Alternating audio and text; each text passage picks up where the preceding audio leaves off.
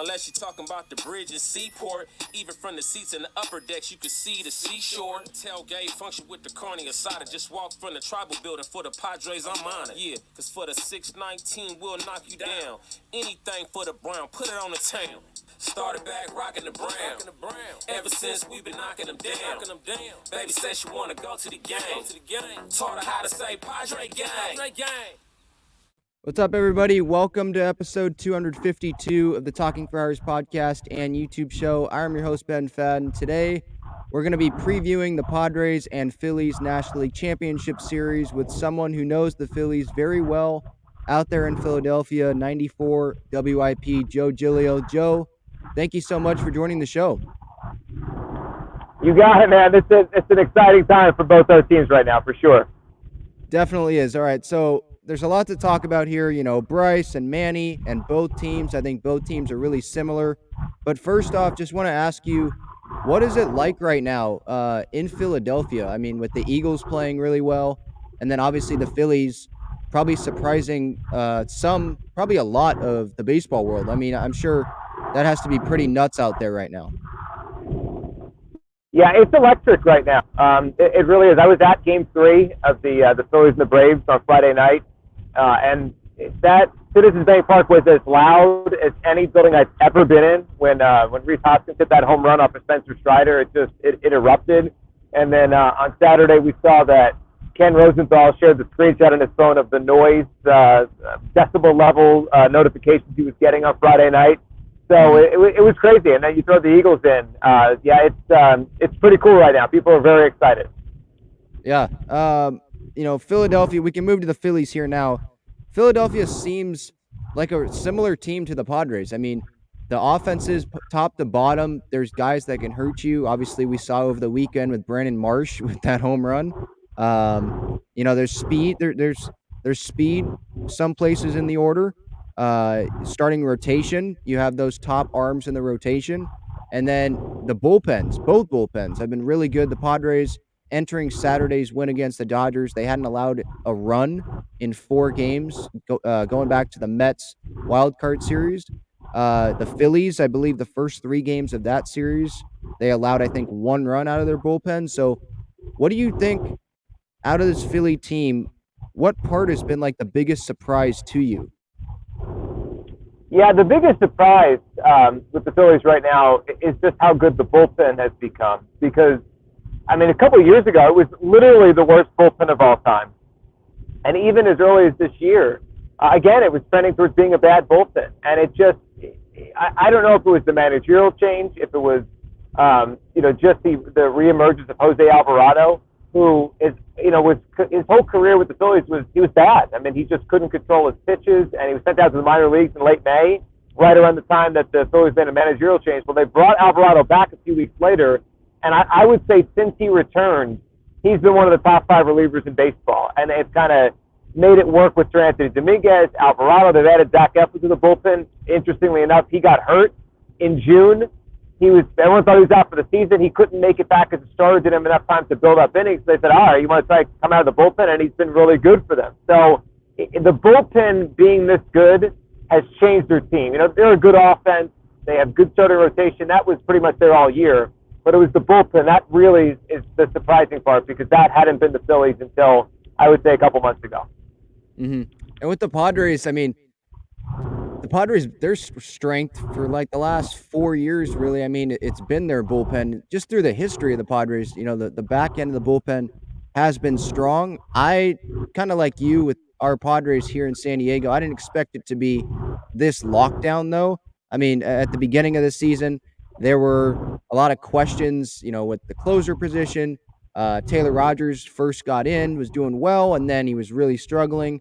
Didn't know what they were going to do about it. Then they got Josh Hader, and he was really, really struggling at the beginning of his time with the Padres.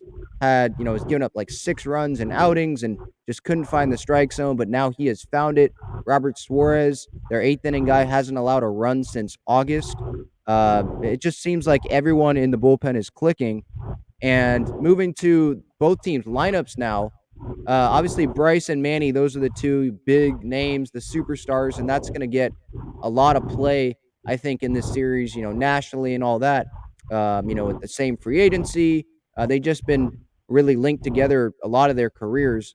I wanted to ask from the Philly perspective, what have you guys thought of what Bryce has brought to the table this year for the Phillies? I think he's been one of the most valuable players in baseball, but he's not in the MVP conversation because of the time he missed. But I think he has been very, very valuable to the Phillies because he's playing through injury, but he's still, posting every day at least as the DH. Yeah, Bryce has been incredible. It's rare, I think, when you get free agents that work out as good as these two guys have. And I remember that winter, that chase, right, the chase the Phillies made after really both of these guys. And I think their plan, I don't really think they had a preference, to be honest. And in fact, if I were to say when it started, I think their preference was Manny Machado because their front office at the time was the ex-Orioles guys, Matt Klentak and Andy McPhail, who drafted Machado. I think the front office was kind of like, we'll take either. Probably preferred Machado because the defense, the fan base though wanted Harper. I think he kind of connected with the fan base, and people knew him here from the division, and he kind of became the one people wanted. And they ended up with Harper. I mean, there was no going wrong in that. I mean, I made the point at the time that free agents at that age, that doesn't happen, right? 25 years old. I mean, those are the guys that are worth the $300 million contracts they got. So I was all in on getting either. I preferred Harper because I trusted his bat a little bit more. But they're both great players. So Bryce has really become the fan favorite in Philadelphia. Now, I do wonder as his career ages how he'll hold up physically. I think Machado might be the better bet as the next 5, 6, 7 years go. I mean, Bryce has had back issues. Bryce has the elbow issue now, which could require Tommy John when the season ends. I mean, it's kind of the quiet thing around the Phillies. He hasn't been able to throw a baseball since April. So I think long-term Machado might age better because his game just has that kind of feel to it, and he never seems to get hurt. But, man, they're both great players, and it's going to be fun to watch this. I'm sure that'll be a storyline when they play Game 1 on Tuesday night, these two guys and how they kind of push these two franchises forward when they sign. Definitely. What would you say is your guys' biggest worry? What is Phillies fans' biggest worry heading into this series against the Padres? Is it facing the Padres rotation or just how great the Padres pitching staff has been? Or is it more about if you guys are going to come and produce? Is the bullpen going to be able to come through against the Padres lineup? What's the biggest worry? Yeah, I think the way I would say what I think the biggest Phillies deficit, or what I would call my biggest worry, is still their defense. They're a pretty poor defensive team, and in what I expect to be a close series, and whatever, but maybe if the Phillies get past it, this is the World Series, what should be a close series, close games, the lights are brightest. The Phillies really are poor defensively. JT Realmuto is very good at catcher. Brandon Marsh is a well above average center fielder. He might be a Gold Glover one day. That's where it ends for the Phillies as above average. Maybe they're average and shortstop with Stott, but that's it. I mean, and maybe Segura. I could say they're average up the middle. The whole thing up the middle is either above average or average. But in the corners, they're pretty horrific. I mean, Castellanos and Schwarber, you might not find a worse pair of corner outfielders defensively.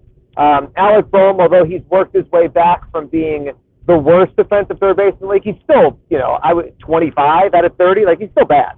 And then Reese Hoskins, I'm sure you saw it over the first round, he made a lot of defensive mistakes. I mean, he basically cost them in Game 2. Even in Game 3, where everyone loved him, he had a ball he dropped at first base, and he had another one on a scoop that he should have made. He fell down. So I think big picture, that's the biggest worry, that in a tight game, tight series, the Phillies make 2 or 3 defensive miscues, and the Padres take advantage. That's really where the Phillies are deficient.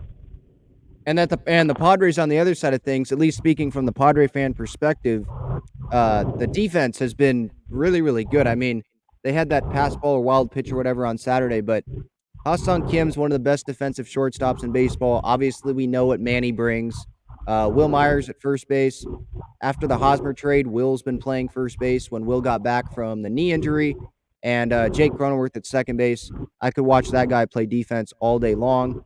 Soto and Wright, I mean, he has a very strong arm. I know you know a lot about Soto in that NL East, watching him in the NL East for years in the first part of his career. And in left field, Profar, I think he's like second in Major League Baseball this year in assists in the outfield. Grisham won a Gold Glove in 2020. Has already made some really tremendous plays in the postseason so far. So yeah, I think that is a worry probably for the Phillies fans, and for the Padres, I think the defense is not a worry. I would probably think it's more of if their offense is going to be consistent throughout the series, if the bottom part of the order is going to be able to come through like it has against the Mets in the wild card series, like it had against the Dodgers over the weekend in the NLDS, because there has been times where the top of the order hasn't come through, and the Grishams, the Nolas, the Kims, Profars, they've had to come through, and that's been big for the Padres and why they've been able to get past 100-win teams already. My next question for you, I saw on your Twitter that you put out a poll asking fans who do you rather face. I think this was before the NLDS was over, and it was Padres or Dodgers, and a little over 80% said the Padres. Are you sure that they want to face the Padres now after what happened and what the Padres did to the Dodgers?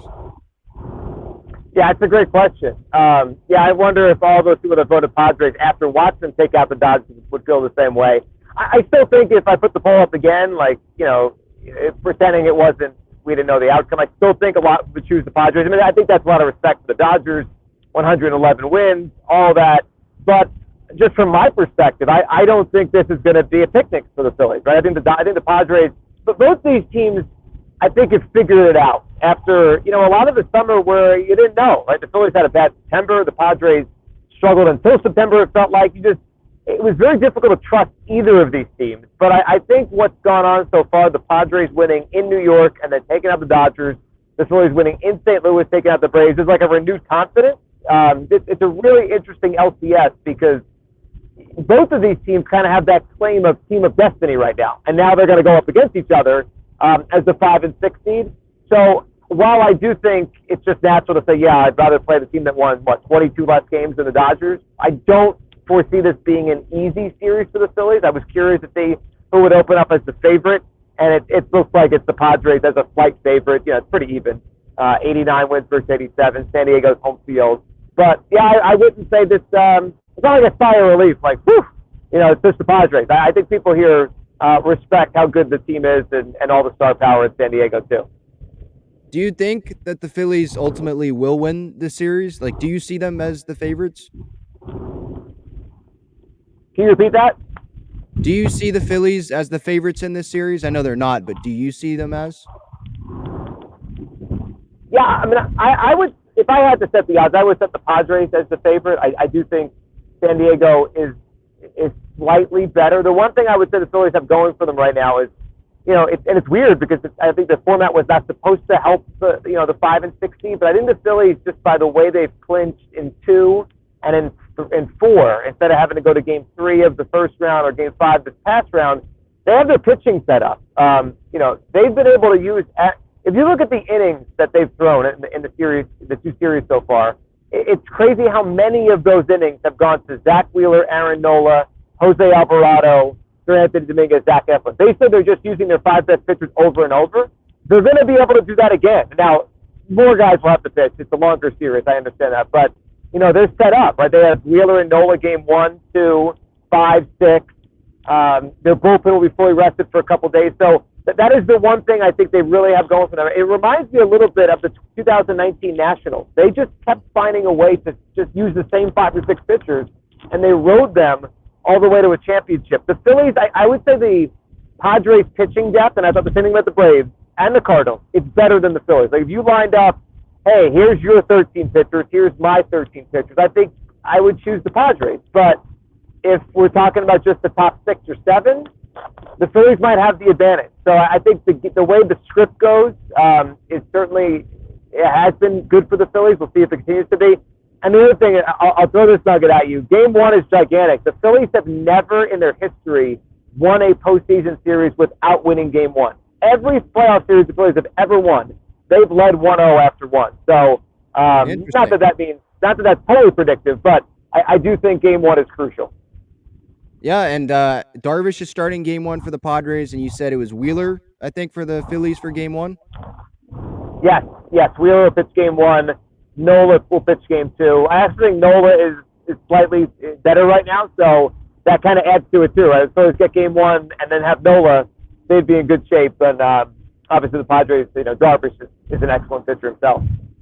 Interesting, yeah. And Snell, I'd rather have Snell pitching at home than on the road, and that's what the Padres have.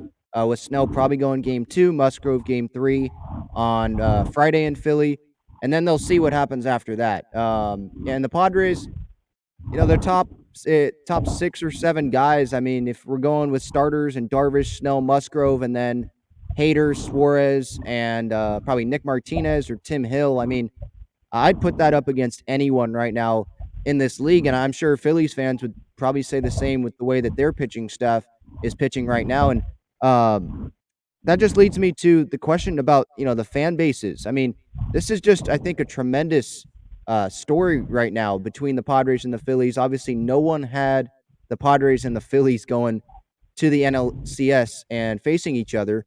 Both the Padres and the Phillies, their fan base is very, very passionate. I know that the Phillies, they might seem like nationally, maybe people might think that they're more passionate or whatever about their team than the Padres, but that's just probably because of the major market and all that. But what do you think about both fan bases haven't been in the playoffs in a long time, at least in a full season? Padres, it was 16 years. It was a long time, and now we both get to be here in the NLCS and have a lot of playoff games at home. I just think it's tremendous for the two cities, and I know the ratings. It's not. Some people think it's not going to be the best ratings. I mean, Padres, Phillies, Harper, Machado. You have the Nola brothers. You have Nola, Aaron, and then Wheeler, Hader, Soto. There's a bunch of big names in this series. I think it's still shaping up for a really, really good series here. Yeah, it's going to be electric. I mean, I think that's the word I would use. It's going to be electric on both sides. In baseball, we very rarely see home field matter that much. Usually it's not like football, right? Home or basketball. NBA Game 7, you always want to be at home. But I do have a sense this could be a home field series. Like if you told me right now that the home team won every game in this series, it wouldn't floor me. And that's probably not going to happen. That's a lot to think. But I wouldn't be shocked if that happened. I think these two crowds are excellent. They might be the two best crowds left right now in the postseason. Not taking anything away from. I think the Guardians crowd is really great. I mean, obviously we know the Yankees crowd. We'll see if they affect Game 5 at all. But yeah, I think it's really cool for baseball. These two fan bases that are really starving for this. I thought the Padres crowd for years now, since they got pretty good, has really been great and kind of like different than most crowds. And their games are fun to watch on TV when I catch them. And then the Phillies crowd, it's like it's a dormant fan base. The fan base waiting for 11 years for something to be excited about. And they were there packing the stadium in Game 3 and 4. So yeah, I mean the stadium's already sold out for 3, 4, 5 here in Philadelphia. So I think we're getting a long series, and I think the home field will be amazing for both sides. Yeah. Last question here, kind of a fun one. I know that obviously the Philly cheesesteak's big in Philly. Cali burritos big here in San Diego. Have you tried California burritos before? Which one's better? I missed the last thing you said. Which one's better between what? California burritos and cheesesteaks. Oh, so yeah. I mean, if anyone here's my answer, I'm gonna be in a lot of trouble. But I would take the California burrito. I've been out there before. It's been a while, but I have been to California and have had the burrito. I'm a burrito guy. Like if I my family, my kids always laugh because they're like, if we just leave you alone, all you do for the weekend is eat burritos. Like I'm a burrito guy, Mexican food guy. So I go with that. Obviously, we make some great cheesesteaks here, but yeah, I would choose the California burrito if I could only have one for sure. There we go. Well, that's a perfect segue because the sponsor of this episode, Gaglione Bros famous cheesesteaks and garlic fries, GaglioneBros.com is the website. They're located inside Petco Park for this NLCS. So Padre fans, Phillies fans, if you're listening to this, if you're going to Petco, feel free to head over to their stand down the third baseline. This has been episode 252 of the Talking Friars podcast and YouTube show. Joe, thank you so much for the time, and good luck this series. You got it, man. Good luck. Enjoy. It's going to be a fun week for us as fans. Thanks for having me. Sure definitely is. All right. Thank you, everyone, for listening.